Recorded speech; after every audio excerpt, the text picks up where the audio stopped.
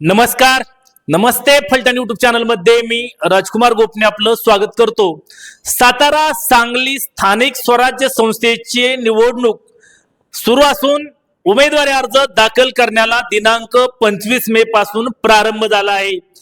1 जून रोजी अंतिम उमेदवारी अर्ज दाखल करण्याचा असतानाही अद्यापर्यंत कोणाचाही उमेदवारी अर्ज दाखल झालेला नाही।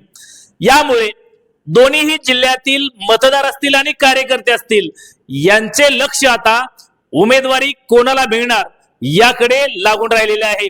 सातारा सांगली स्थानिक स्वराज्य संस्था मतदारसंघामध्ये 6 वर्षापूर्वी काटेकी टक्कर झाली होती आणि कमी मतदान असूनही राष्ट्रीय काँग्रेसचे उमेदवार मोहनराव कदम हे विजय झाले होते।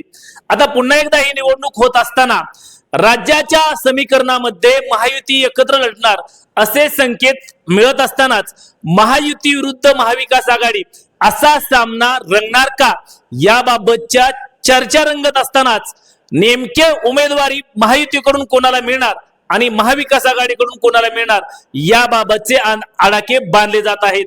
महाविकास आघाडीकडून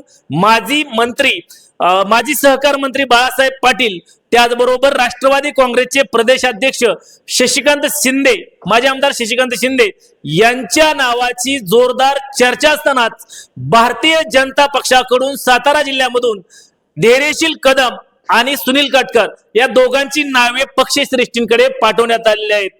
एकीकडे महायुतीकडून ही जागा भाजपला मिळणार की अन्य कोणाला मिळणार याकडेही लक्ष लागून राहिलेले असतानाच आता अंतिम भारतीय जनता पक्षाची उमेदवारांची यादी कधी जाहीर होणार आणि यामध्ये कोणाचे नाव निश्चित होणार याबाबतची उत्कंठा सिगेला लागून राहिलेली आहे।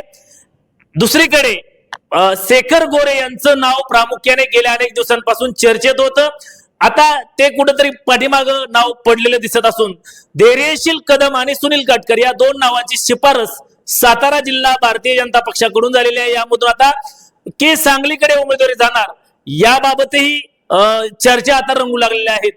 दुसरीकडे महाविकास आघाडीलाही सातारा जिल्ह्यातून दोघांनी इच्छुकता दाखवलेली आहे।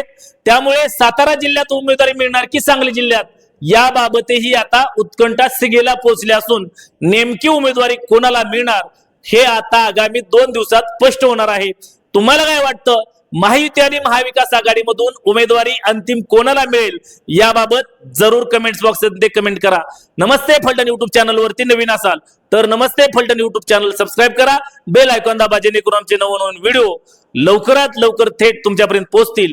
व्हिडिओ आवडल्यास लाईक आणि शेअर करा। आजच्या व्हिडिओमध्ये इथेच थांबूया, पुन्हा भेटूया नवीन व्हिडिओमध्ये, तोपर्यंत धन्यवाद।